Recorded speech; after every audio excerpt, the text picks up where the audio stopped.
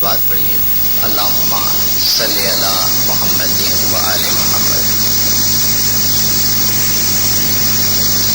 دلدارو، آج ہم ہمارے مذہب کی، ہمارے طریقے کی انڈرسٹینڈنگ اور سمجھ کے بارے میں کچھ باتیں کریں گے۔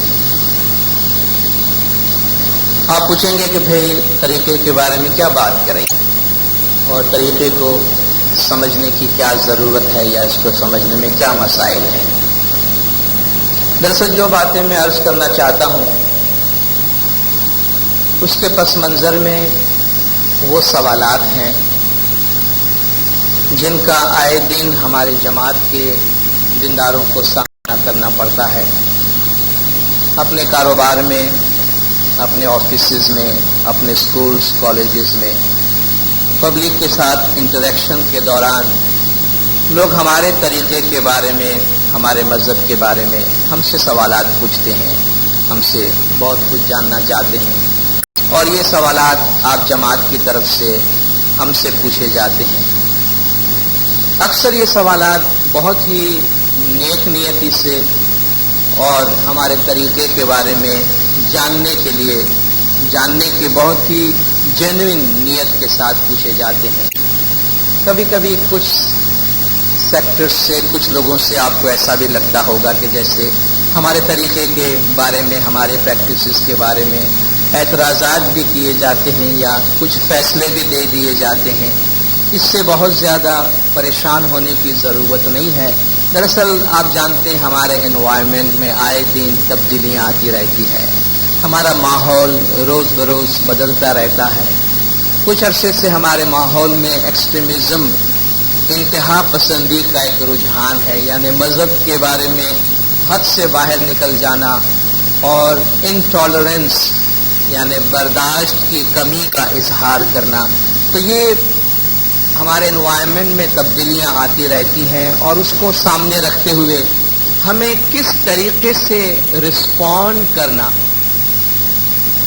ہمیں کس طریقے سے اپنے طریقے کو، اپنے آپ کو اسلامی امہ کے درمیان دیکھنا، یہ بہت ضروری۔ ہمیں معلوم ہو کہ ہم کن بنیادوں پہ کھڑے ہیں، یا جو ہم سے پوچھ رہا ہے اس کی بنیاد کیا ہے، یا اس سے یہ پوچھنے کا حق کیا ہے، یا وہ ایسا کیوں سوچ رہا ہے، یا ہم ایسا کیوں سوچ رہے ہیں اور ہم ایسا کیوں کر رہے ہیں۔ اس سلسلے میں کچھ بنیادی باتوں کا میں آپ کے سامنے تذکرہ کروں گا، اور کچھ ریفرنسز جو بھی میں درمیان میں دوں گا میں کوشش کروں گا کہ ان کے حوالے جات آپ کو دوں، تاکہ آپ میں سے کوئی اگر نوٹ کرنا چاہے تو ان کو نوٹ کر سکے، کیونکہ یہ تھوڑی سی علمی نوعیت کی باتیں ہیں۔ قرآن حکیم کی تعلیمات کے مطابق، اسلام کی تعلیمات کے مطابق جو دین ہے، مذہب ہے، وہ دل کا سودا ہے۔ دل کا سودا ہے۔ کوئی چیز کسی کے سامنے رکھ دی جاتی ہے، اس کی اچھائیاں پیش کی جاتی ہے، اور ان سے کہا جاتا ہے کہ دیکھو اس میں یہ اچھی باتیں ہیں، اگر تمہاری سمجھ میں یہ بات آتی ہے تو اسے لے لو، اسے قبول کر لو۔ لیکن اگر اس کا دل نہیں مانتا، اسے وہ باتیں پسند نہیں آتی، تو وہ اس کو چھوڑ دیتا ہے، اور اس پر کسی بھی قسم کی کوئی زبردستی، کسی بھی قسم کا کوئی جبر نہیں کیا جاتا۔ قرآن حکیم میں اللہ تعالیٰ کا ارشاد ہے کہ لا اکراہ فی الدین، there is no compulsion in religion۔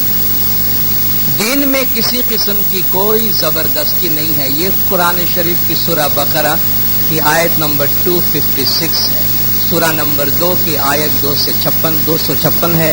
آپ میں سے جو ریفر کرنا چاہے کر سکتے ہیں۔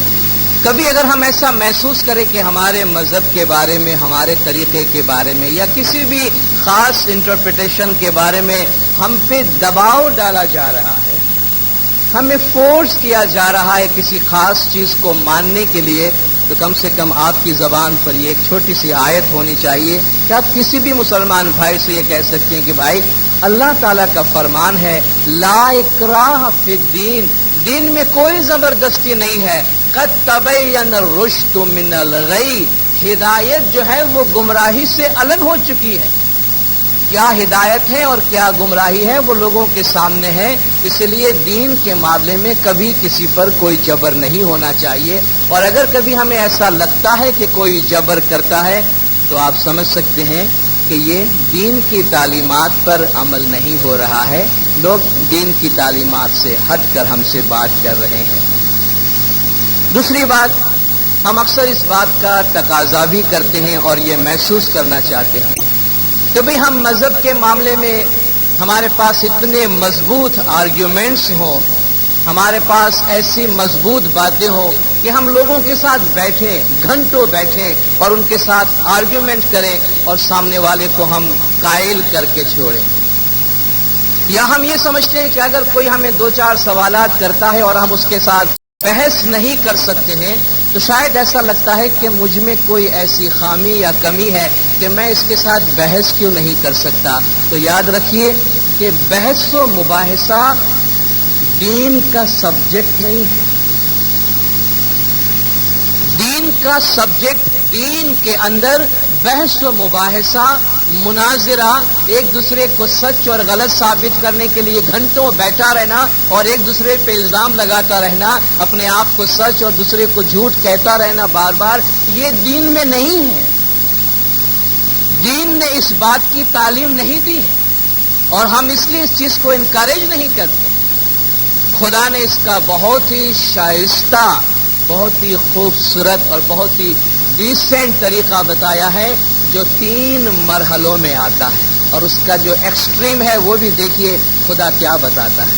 حضور اکرم صلی اللہ علیہ وآلہ وسلم کو اللہ تعالیٰ کا یہ فرمان ہے، قرآن کی سورہ نمبر 16 ہے اور آیت نمبر 125، ادعو الی سبیل ربک بالحکمت والموعظۃ الحسنۃ وجادلہم باللتی ہی احسن.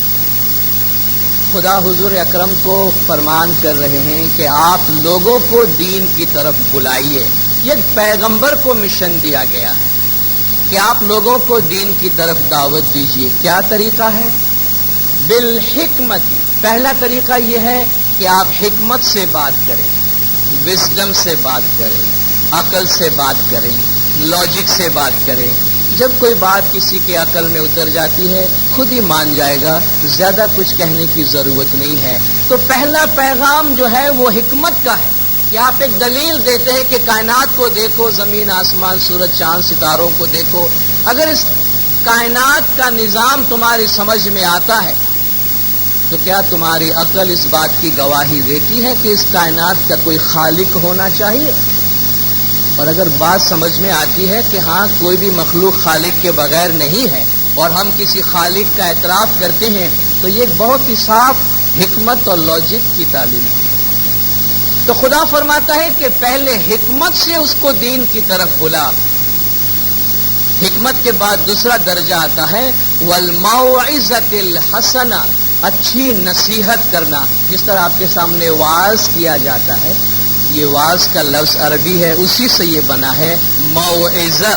موعظۃ الحسنہ، واعظ کا معنی ہے نصیحت کرنا. موعظۃ الحسنہ، اچھی نصیحتیں کرنا. تو آپ ان کو دوسرے مرحلے میں اگر ضرورت ہو تو اچھی نصیحتیں کر کے ان کو بلائیے. اور پھر اگر آپ کو لگتا ہے کہ اب بھی بات ان کے سمجھ میں نہیں آئی، ان کے ساتھ کچھ بحث و مباحثہ ہونا چاہیے، تو خدا فرماتا ہے وَجَادِلْهُمْ بِالَّتِي هِيَ أَحْسَنُ. تو ان کے ساتھ تو بحث و مباحثہ کر اس طریقے سے کہ جو بہترین ہے، یعنی سب سے اچھے طریقے میں تو بحث و مباحثہ کر. یعنی اگر ڈسکشن کرنے کی نوبت آتی ہے، آرگیومنٹس کی بھی نوبت آتی ہے، تو جو ایک شائستہ قسم کی بات چیت ہوتی ہے جس میں نہ کوئی کسی پر کیچڑ اچھالتا ہے، نہ کوئی کسی کے گریبان میں ہاتھ ڈالتا ہے، نہ کوئی کسی کے عزت پہ ہاتھ ڈالتا ہے، بلکہ اپنی اپنی دلیلیں پیش کرتا ہے. خدا فرماتا ہے یہ 3 طریقے ہیں، اس سے آگے چوتھا کوئی طریقہ نہیں ہے. اب اگر کوئی ہمارے سر پہ آ کے تلوار لے کر کھڑا ہو جائے اور یہ کہے کہ آپ مذہب کو اس طرح نہیں اس طرح سمجھیں اور اس طرح نہیں اس طرح عمل کریں، تو وہ خدا کے قانون اور خدا کے فرمان کے مطابق اور دین کے دائرے کے اندر نہیں ہے. بلکہ دین تو تعلیم اس بات کی دیتا ہے کہ ہر ایک امن و سکون کے ساتھ اپنے طریقے پر عمل کرے. اس لیے جہاں تک ممکن ہو بہت زیادہ ایسے آرگیومنٹ سے جس سے دل آزاری ہوتی ہو، جس سے لوگوں کا دل دکھتا ہو، جس سے ایک دوسرے کو برا کہنے کی نوبت آ جائے، ایسے آرگیومنٹ سے ہو سکے اتنا دور رہے.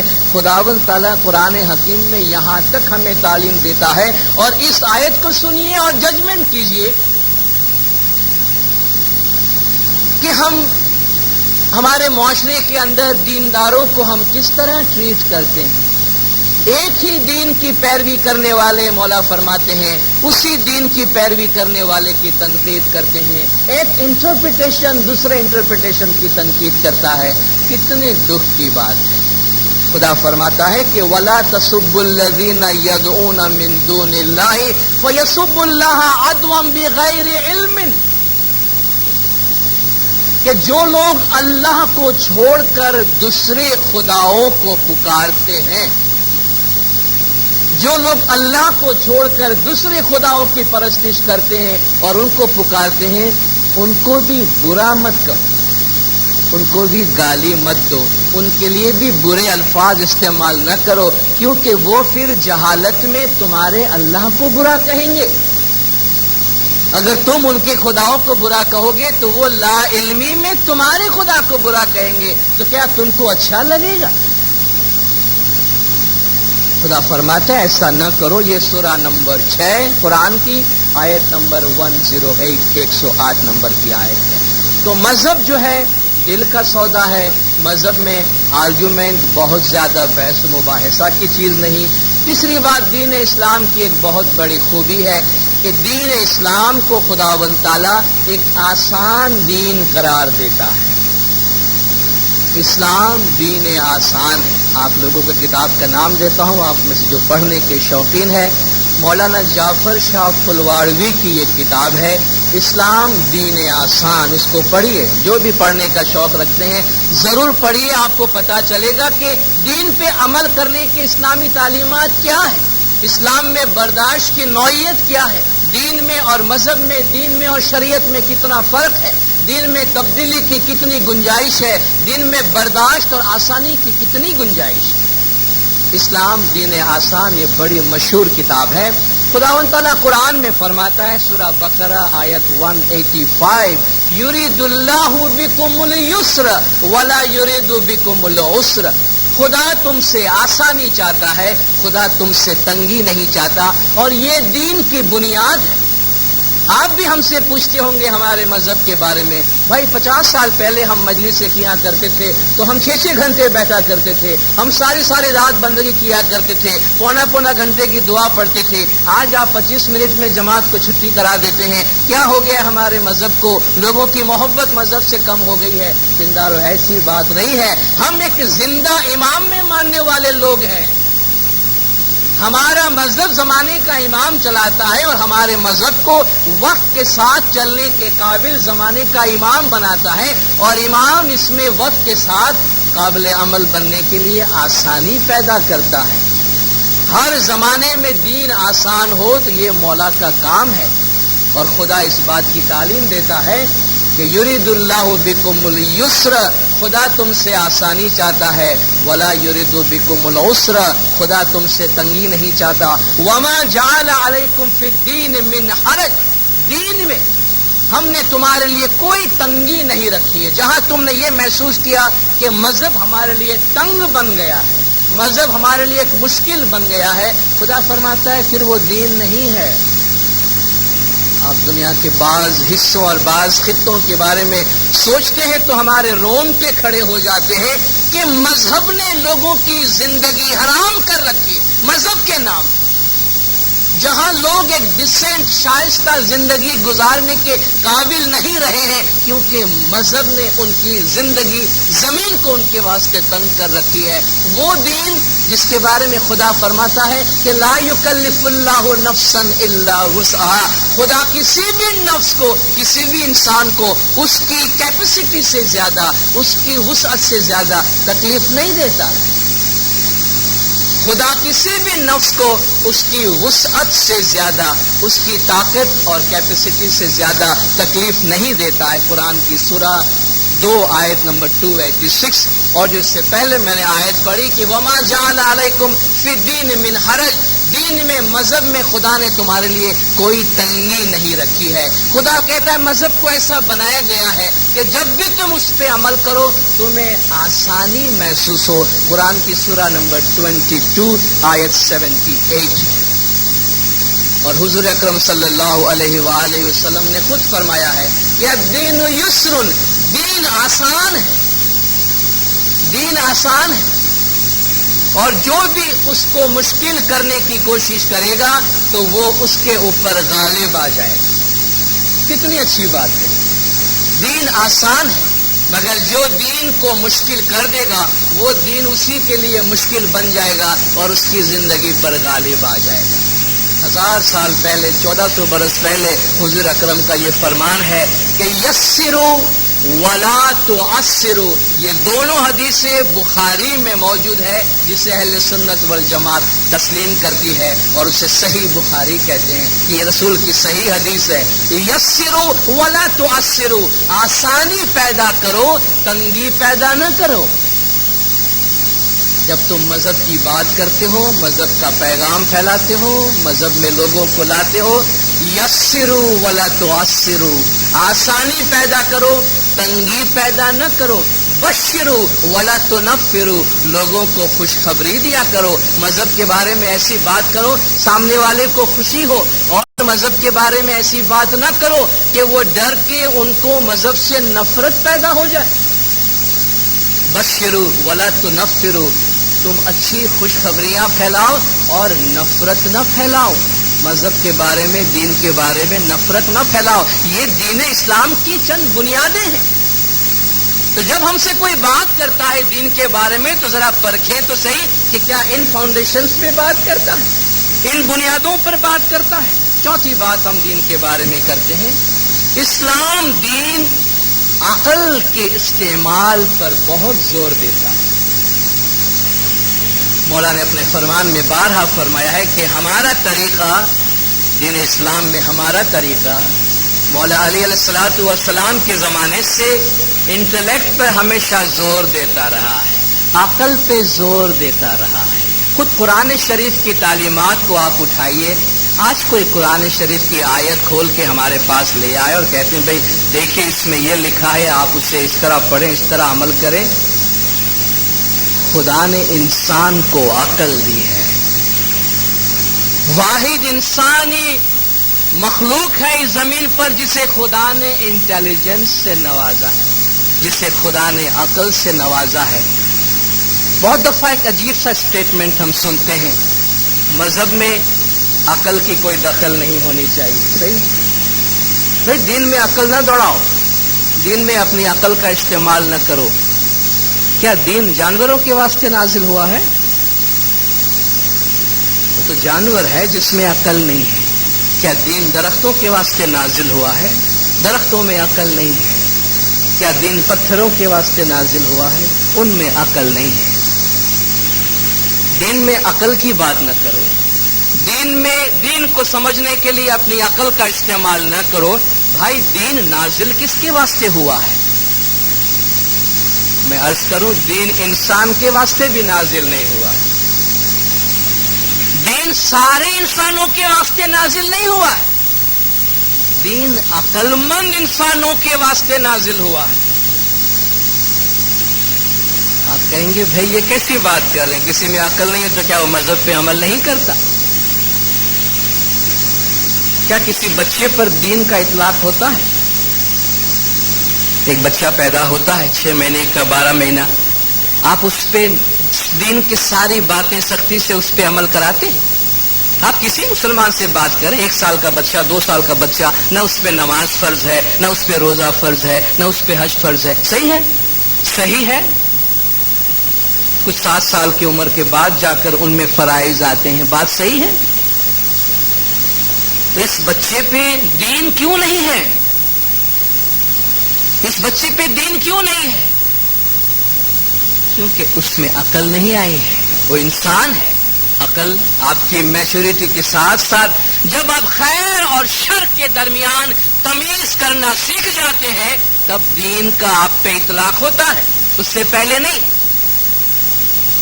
نادان پہ، پاگل پہ دین لاگو ہوتا ہے؟ نہیں ہوتا ہے۔ کسی کو بھی پوچھ لے، کسی عالم سے پوچھ لے، کسی نادان پہ، کسی پاگل پہ، کسی انسان پہ دین کا کوئی بھی حکم لاگو نہیں ہوتا۔ بھئی جوان آدمی ہے، مارکیٹ میں گھوم پھر رہا ہے، بالکل تندرست انسان ہے، کہا نہیں اس پہ کوئی دین لاگو نہیں ہوتا۔ کیوں؟ اس کی عقل کھو گئی ہے، اس کی عقل کھو گئی ہے، وہ نادان ہے۔ جس طرح حیوان پہ دین نہیں، اسی طرح بچے پہ نہیں، اسی طرح نادان پہ نہیں۔ کیوں؟ کہ ان کی عقل کام نہیں کر رہی ہے۔ اس کا مطلب یہ ہے کہ دین ان لوگوں کے واسطے ہے جن کی عقل کام کرتی ہے، اور ان سے کہا جاتا ہے دین میں عقل استعمال نہ کرو۔ تو بھئی دین میں اور کیا رہ گیا ہے؟ دین میں اور کیا رہ گیا ہے؟ بلکہ دین کا جو بھی کام کیا جاتا ہے سب سے پہلے اس کا مطلب پوچھا جاتا ہے کہ بھائی ہم یہ کام کر رہے ہیں تو کیوں کر رہے ہیں؟ خداوند تعالیٰ ایسے لوگوں کو جہنمی قرار دیتا ہے جو اپنی باطنی صفات اور اپنے انٹیلیجنس اور اپنے باطنی فیکلٹیز کو یوز نہیں کرتے ہیں۔ وَلَقَدْ زَرَعْنَا لِجَهَنَّمَ كَثِيرًا مِنَ الْجِنِّ وَالْإِنسِ، سورہ نمبر 7 آیت 179۔ وَلَقَدْ زَرَعْنَا لِجَهَنَّمَ كَثِيرًا مِنَ الْجِنِّ وَالْإِنسِ، ہم نے انسانوں اور جنات میں سے بہتوں کو الگ کر رکھا ہے، پہلے سے الگ کر رکھا ہے کہ یہ جہنمی لوگ ہیں۔ کون لوگ ہیں؟ ان میں کیا خرابیاں ہیں؟ لَهُمْ قُلُوبٌ لَا يَفْقَهُونَ بِهَا، ان کے دل ہیں مگر وہ سمجھتے نہیں ہیں۔ انسان ہے، کثیرا من الجن والانس، انسان اور جنات میں سے بہتوں کو الگ کر رکھا ہے۔ کیا پرابلم ہے ان کے ساتھ؟ لہم قلوب لا یفقہون بہا، ان کے دل ہیں مگر اس سے وہ سمجھتے نہیں ہیں۔ لہم اعین لا یبصرون بہا، ان کی آنکھیں ہیں مگر دیکھتے نہیں ہیں، آنکھیں ہیں مگر دیکھتے نہیں ہیں۔ لہم آذان لا یسمعون بہا، ان کے کان ہیں مگر سنتے نہیں ہیں۔ توبہ نعوذ باللہ، یہ دنیاوی طور پر، جسمانی طور پر کوئی گنگے اور بہرے کو خدا یہ سزا نہیں دے گا کہ بیچارہ اگر پیدائشی طور پہ سنتا نہیں ہے، دیکھتا نہیں ہے، بولتا نہیں ہے تو خدا اس کو جہنم کے واسطے الگ کر رکھا ہے۔ خدا ایسا تو نہیں ہے۔ آنکھیں ہیں، دیکھتا نہیں ہے، دل ہے، سوچتا نہیں ہے، کان ہے، سنتا نہیں ہے۔ اولئک کل انعام، یہ جانور جیسے لوگ ہیں۔ بل ہم اضل منہم، بلکہ حیوانوں سے بھی گئے گزرے ہیں، حیوانوں سے بھی گئے گزرے ہیں۔ تیجیو مانکھا جنم جو ہوئے پر ہوئے تے ڈھور پرمان، وہ انسانی جامے میں تو ہوں گے مگر جانور جیسے ہوں گے۔ کون؟ جو اپنی عقل کا استعمال نہیں کرتے۔ خداوند تعالیٰ نے قرآن میں جتنے احکام آپ کو شریعت کے دیے ہیں، یعنی آپ کے لین دین کے، شادی بیاہ کے، گھریلو اور دیگر احکام، اس سے کہیں زیادہ احکام خدا کا یہ ہے کہ عقل استعمال کرو، سوچو، سمجھو۔ ان لوگوں کی مذمت کرتا ہے خدا، یہ عقل استعمال نہیں کرتے، یہ سنتے نہیں ہیں، دیکھتے نہیں ہیں، سمجھتے نہیں ہیں۔ بار بار خدا انہیں اپنی باطنی فیکلٹیز کو استعمال کرنے کی دعوت دیتا ہے، بلکہ یہاں تک خدا فرماتا ہے کہ جب ان کے آگے خدا کی آیات پڑھی جاتی ہے تو اندھے اور گونگے بن کے جھک نہیں پڑتے ہیں ان کے سامنے، سوچنے اور سمجھنے کی کوشش کرتے ہیں۔ ہم سے تو بار بار یہی کہا جاتا ہے، بھئی آپ کو کہہ دیا نا یہ حکم ہے، بس آپ جھک پڑے ان کے سامنے۔ یہ تو جانور بھی کر سکتا ہے، پھر میرے انسان ہونے کا کیا مطلب ہے؟ ذرا معلوم تو کروں کہ اس میں ہے کیا۔ اپنی عقل کا استعمال کیوں نہ کروں میں اپنے مذہب کو سمجھنے کے واسطے؟ میں کیوں آنکھیں بند کر کے تقلید کروں کسی اور کی؟ زمانے کے ساتھ چلنے کے لیے میں اپنی فہم، اپنی فراست کا استعمال کیوں نہ کروں؟ اور یہ بڑی خوبصورت آیت ہے قرآن کی، سورہ نمبر 25 کی آیت 73۔ والذین اذا ذکروا بآیات ربہم لم یخروا علیہا صما وعمیانا، جب ان کے سامنے خدا کی آیات پڑھی جاتی ہے تو گنگے اور بہرے بن کر اس کے سامنے جھک نہیں جاتے ہیں۔ یہ خوبی بتائیے خدا نے بعض لوگوں کی. یہ تو مذمت ہونی چاہیے، خدا کی آیت کے آگے جھکتے نہیں ہیں. خدا ان کی خوبیاں بتاتا ہے کہ یہ ایسے لوگ ہیں کہ جب خدا کی آیات ان کو سنائی جائے تو گنگے اور بہرے بن کر اس کے آگے جھک نہیں جاتے ہیں، سوچنے سمجھنے کی کوشش کرتے ہیں. اور جب سوچنے اور سمجھنے کی کوشش کرتے ہیں، دینداروں زمانے میں عقل کے معیار، دنیا میں عقل کے معیار ہر روز بدل رہی ہے. 10 سال پہلے دنیا کے بارے میں ہمارے اور آپ کے جو خیالات تھے آج بہت بدل گئے ہیں. 50 سال پہلے تھے، اس سے ہم بہت بدل گئے ہیں. اور شاید ہم گزشتہ 1000 سال میں جتنے نہیں بدلے ہیں اتنے شاید ہم آج کل سال 2 سال میں یا 10 سال میں بدل رہے ہیں. ترقی کی اور تبدیلی کی رفتار اتنی تیز ہے. اس کے ساتھ ساتھ چلنے کے لیے دین کو سمجھنے کے قابل ہونا چاہیے. یہ دین کا فرمان ہے، دین اسلام کا فرمان ہے. تو جب کسی مسئلے پر بات ہوتی ہے تو اس بنیاد کو دیکھیں کہ کیا اس بنیاد کے تحت یہ بات ہوتی ہے یا نہیں. ایک اور نقطہ یہ ہے کہ ہمیں آپ ایسے آرگیومنٹس دیجئے، ایسے ثبوت دیجئے کہ جس سے ہم کسی کو کنوینس کر دیں، کسی کو قائل کر دیں. ہمارا تو کام ہی یہ ہے، آئے دن لوگوں سے ایسی باتوں سے واسطہ پڑتا ہے کہ بھئی بس ان 2 باتوں کے لیے آپ کوئی ایسی بات بتائیں کہ سامنے والا قائل ہو جائے. بھائی یہ قائل کرنا، کسی کو کنونس کرنا، یہ اگر اتنا آسان ہوتا اور کسی کے بس کی بات ہوتی تو آج دنیا میں اتنے سارے خیالات کیوں پائے جاتے. اور کیا ہم اگر کسی کو قائل نہ کر سکے تو کیا اس کا مطلب ہم جھوٹے ہیں؟ اس کا مطلب یہ ہوا کہ جو شخص کسی اور کو قائل نہ کر سکے اپنے دلیلوں سے، اس کی دلیل کمزور ہے. ہمارے انسانوں کی بات تو چھوڑیے، اللہ تبارک و تعالیٰ بھی انسان سے کمیونیکیٹ کرتا رہا ہے. خدا بھی ہر زمانے میں انسان سے بات کرتا رہا ہے، اپنے پیغمبروں کے ذریعے بھاری بھاری معجزات اور بھاری بھاری آرگیومنٹس بھیجتا رہا دنیا والوں کو. آج بھی ساری زمین خدا کو ماننے والی نہیں ہے. لاکھوں کروڑوں سال کے بعد شاید ایسا لگتا ہے کہ خدا کے آرگیومنٹ سے بھی یہ لوگ قائل نہیں ہوئے ہیں. تو آپ ہم سے کس قسم کے آرگیومنٹس مانگتے ہیں؟ کیا خدا کے آیات اور خدا کے فرمان سے کوئی قائل نہیں ہوتا؟ اس کا مطلب یہ ہے کہ خدا کے اس فرمان میں، خدا کے آرگیومنٹس میں کوئی خامی یا کمی ہے، یا سامنے والے کی سمجھ میں کوئی خامی یا کمی ہے. خداوند تعالیٰ کے فرمان کے مطابق حضرت موسیٰ اور حضرت ہارون علیہ السلام دونوں فرعون کے دربار پہ جاتے ہیں. خدا نے ان کو کام دیا کہ جاؤ اس کو دین کی نصیحت کرو. جب فرعون کے دربار میں وہ جاتے ہیں تو فرعون کہتا ہے کہ بھی میرے پاس بھی معجزات ہیں. موسیٰ علیہ السلام کہتے ہیں کہ ہمارے پاس بھی معجزات ہیں. چند روز پہلے شاید ٹیلی ویژن پہ آپ نے اس پکچر کو بھی دیکھا ہوگا، 10 کمانڈمنٹس، جس میں ان معجزات کا تذکرہ بھی آتا ہے. تو ان کے فرعون کے جادوگروں نے فرعون کے کہنے کے مطابق اپنے معجزات چھوڑے. بھئی ظاہر ہے کہ جب دوسرا معجزہ ایک پہ غالب آ جائے، آپ کسی کو چیلنج کرتے ہیں، اگر آپ چیلنج میں ہار گئے تو آپ کو فوراً قبول کرنا چاہیے. تو فرعون نے چیلنج کیا کہ اگر تیرا معجزہ میرے معجزے سے بڑا ہے تو اس کا مطلب یہ ہے کہ تیرا خدا میرے خدا سے بڑا ہے، تو میں تیرے خدا کو ماننے کو تیار ہوں. اس نے اپنے جادوگروں سے کہا، انہوں نے کچھ اپنی لکڑیاں پھینکی تو چھوٹے چھوٹے سانپ گھومنے لگے فلور پہ.